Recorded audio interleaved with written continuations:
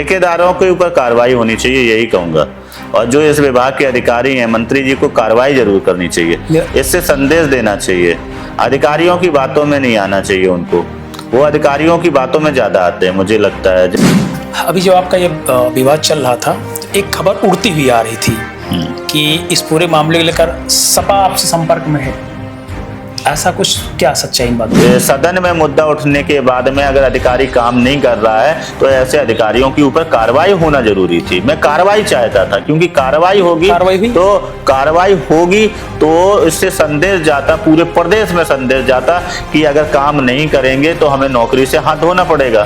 तो मुझे लगा कि नहीं, क्यों ना मंत्री जी को भी ऐसे ही रोक के दिखाया जाए। वो जब मेरे जनपद में आ रहे हैं तो उनको भी रोक के दिखाया जाए। जो जिन समस्याओं का सामना हमको करना पड़ता है तो उनको भी तो उससे अवगत कराना जरूरी है, क्योंकि मंत्री जी जो है, मंत्री जी को अधिकारी जो है झूठे आंकड़े लगातार दे रहे थे, काम पूरा हो नहीं रहा था, लगातार समस्याएं बनी हुई थी।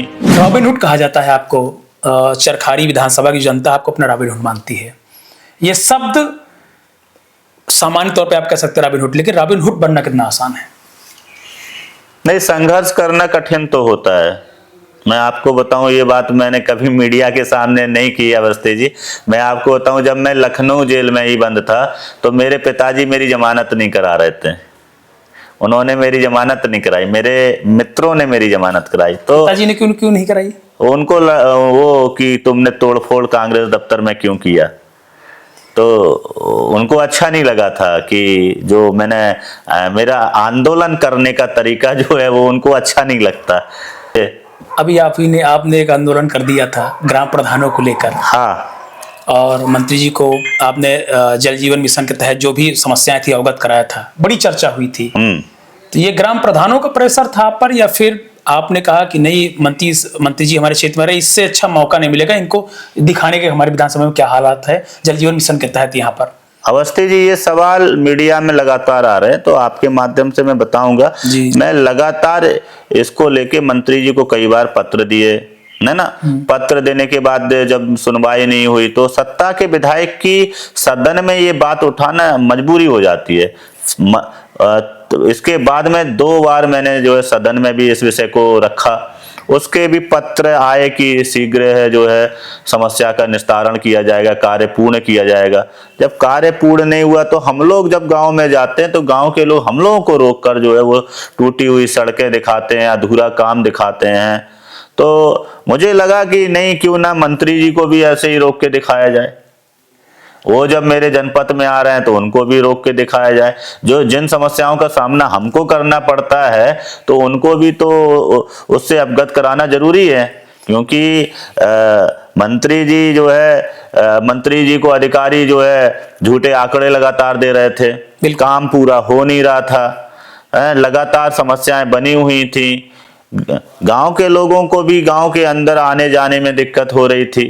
पानी पहुंचना नहीं पहुंचना एक अलग विषय है, मगर जो सड़कें हमने 7 साल 8 सालों में बनाई थी वो सारी सड़कें जो है ठेकेदारों ने तोड़ दी थी, जिसकी वजह से गांव में आने जाने में दिक्कत हो रही थी।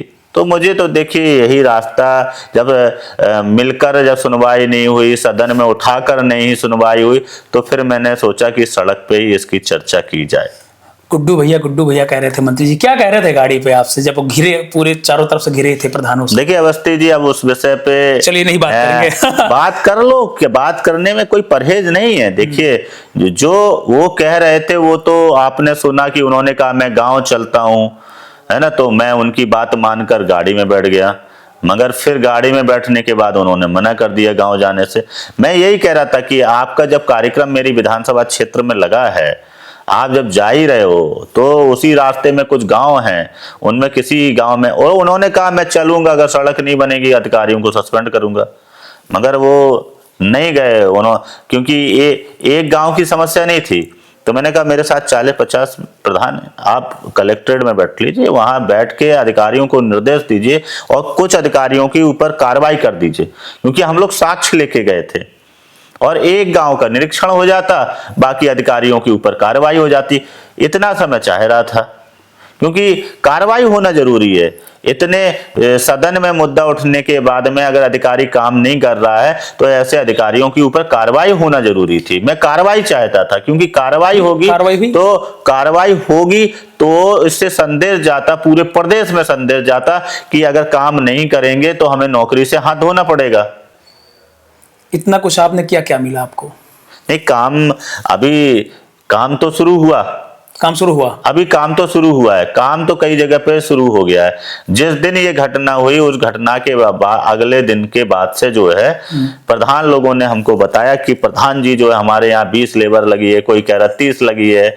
तो काम हुआ। उसके पहले तो लोग कहते थे कि पैसा नहीं है, उसके पहले लोग कहते थे कि पैसा नहीं विभाग के पास में इस काम को करने के लिए। मगर जब ये घटना हुई तो काम भी शुरू हो गया और कई जगह के काम पूर्ण भी हुआ है। ये घटना के बाद पिताजी से कोई डांट तो नहीं पड़ी आपको? आप जानते ही हैं। देखिए अवस्थी, आप जानते ही हो, देखिए भगत सिंह तो सबको ही बनाना चाहता है। हाँ। मगर अपने घर में भगत सिंह पैदा ना हो। क्या कहा था पिताजी ने आपसे? अब देखिए वो पिता पुत्र का विषय है, उसको रहने दीजिए। चलिए, मगर जनता के लिए मैं संघर्ष करता था, संघर्ष करूंगा, ये तय है। टिकट की परवाह नहीं की कि जैसे मंत्री को आप रोक रहे हैं, बीजेपी हाईकमान नाराज हो जाती है आपसे।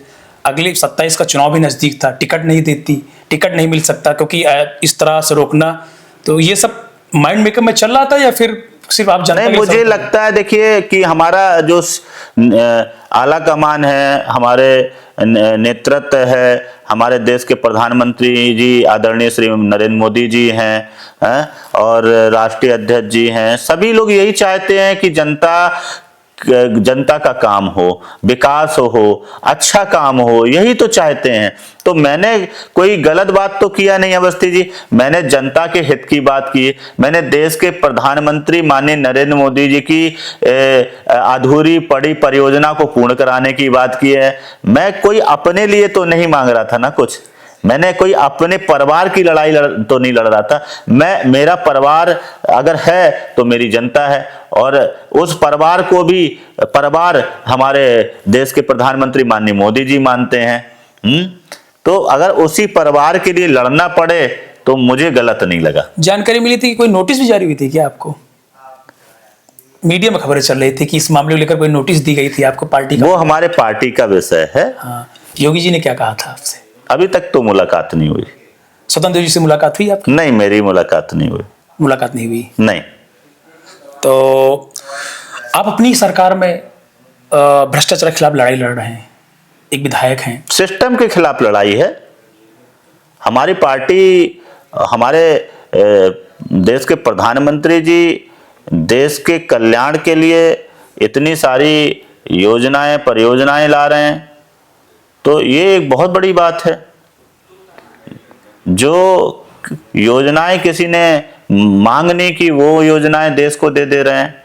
जैसे एक उदाहरण के तौर पे मैं आपसे कहूं, कभी देश के किसान भाइयों ने ये नहीं कहा कि हमें किसान सम्मान निधि मिलना चाहिए, मगर हमारे देश के प्रधानमंत्री जी ने देश के किसानों को किसान सम्मान निधि दी। क्यों दी आप जानते हैं? क्योंकि बुंदेलखंड में किसान आत्मदाह करता था। एक टाइम था जब कांग्रेस की सरकार हुआ करती थी, तब देश के अंदर जो है किसान आत्महत्या करते थे।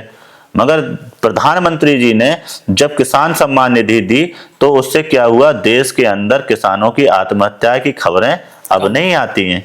अब नहीं आती हैं, बिल्कुल नहीं आती हैं। और जब आप खुद पुराने रिकॉर्ड उठाकर देख लीजिए, जब कांग्रेस की सरकार हुआ करती थी तो रोज जो है किसान आत्महत्या करता था, रोज। 14 के बाद मोदी जी के आने के बाद से आप बुंदेलखंड की अगर हम बात कर लें, तो बुंदेलखंड एक्सप्रेस भी मिला बुंदेलखंड को, बिल्कुल। चित्रकूट धाम का सौंदर्यीकरण, बिल्कुल। ओरछा धाम का सौंदर्यीकरण, ओरछा, बिल्कुल। हाँ, बुंदेलखंड डिफेंस कॉरिडोर बुंदेलखंड को मिला। देखिए विकास के लिए अगर हम बात करें तो भारतीय जनता पार्टी में की सरकार के टाइम पे जो बुंदेलखंड में बदलाव आ रहा है, ये बदलाव आ रहा है क्योंकि बुंदेलखंड देश का सबसे पिछड़ा हुआ इलाका था। ये नहीं कह सकते कि बदलाव नहीं आ रहा है। भाजपा की सरकार में बुंदेलखंड में बदलाव आना शुरू हुआ है। अभी जो आपका ये विवाद चल रहा था, तो एक खबर उड़ती हुई आ रही थी कि इस पूरे मामले को लेकर सपा आपसे संपर्क में है, ऐसा कुछ क्या सच्चाई इन बातों में? देखिए अवस्थी जी, मैं तो आपके माध्यम से यही कहूंगा कि हमारी ही सरकार है ना, हमारे ही मुख्यमंत्री हैं। हमारे मुख्यमंत्री जी को पूरा अधिकार है हमारे मोबाइल, हमारे परिजन के मोबाइल किसी का भी चेक करा लीजिए, कहीं से भी कोई कनेक्शन, कोई संपर्क मिल जाए। हाँ, ये बात ठीक है कि उन लोगों से भी हमारे मतलब राजनीतिक रूप से संबंध है। अखिलेश जी से नेताजी मुलायम सिंह जी का भी हमारे घर पे आना रहा है, उनसे संबंध है। मगर इस प्रकरण को लेकर अगर कभी इससे पहले या इसके बाद में कहीं बात हो तो चेक कर सकते हैं। अखिलेश जी, मुझे डिब्बा ना समझना, मैं इंजन हूँ, क्या मामला था ये?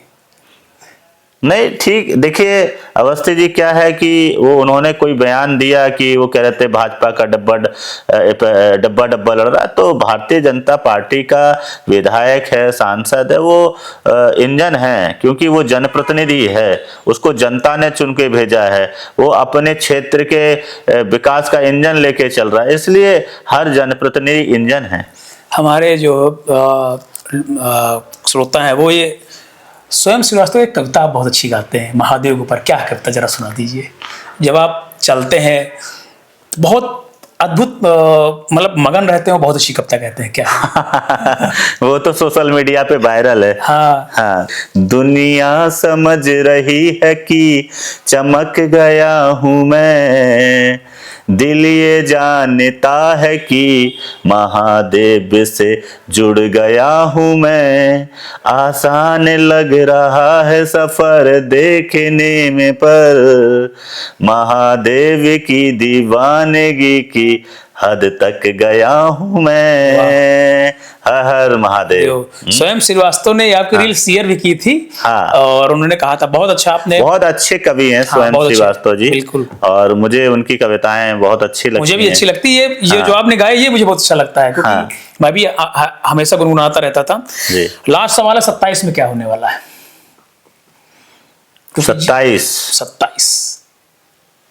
27 का सत्ताधीश कौन? अभी तो 1 साल का समय है।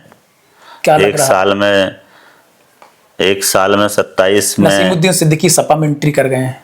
देखिए अवस्थी जी, मैं तो यही कहूंगा, मैं इतना बड़ा नेता नहीं हूँ, मैं तो जनता का सेवक हूँ, पार्टी का छोटा सा बहुत कार्यकर्ता हूँ। वह मुझे तो इतना पता है कि जो पार्टी से निर्देश मिले वो काम करना है, और जनता जो जिसे हम लोग भगवान कहते हैं उनकी सेवा हम लोग कितने मन से और तत्काल प्रभाव से उनके काम हों, ऐसा भाव मैं अपने मन में रखता हूं। जितने दिन भी मैं अपने क्षेत्र में रहता हूं, मैं अपने क्षेत्र की जनता के संपर्क में रहकर प्रतिदिन जनता दरबार लगाता हूं, और ऑन द स्पॉट उनके काम फैसला आप ये देखेंगे, मेरे वीडियोस में देखेंगे कि ऑन द स्पॉट। नहीं, आपने तो ये भी कहा था कि अगर जरूरत पड़ेगी तो मुख्यमंत्री को रोक लेंगे। अवस्थी जी, आप बढ़ाना चाहे। देखिए अवस्थी जी, क्या है कि काम कराने के लिए हम सब लोग बैठे हैं ना। हाँ। जनता का ही तो काम कराना है, कौन अपने काम के लिए बात कर रहे हैं? जनता के काम कराने के लिए तो हम लोग मुख्यमंत्री जी से मिलते भी हैं, अपनी विषय भी रखते हैं, बात करते हैं, जनता के काम हो, यही हम सब लोग चाहते हैं। जल जीवन मिशन पर क्या 2 लाइनों में आप कहना चाहेंगे? क्योंकि ये जो योजना है, सरकार की योजना बहुत अच्छी है, लेकिन जो ठेकेदार अधिकारी वो योजनाओं को जमीन पर सही तरीके से ला नहीं पा रहे हैं। ठेकेदारों के ऊपर कार्रवाई होनी चाहिए, यही कहूंगा।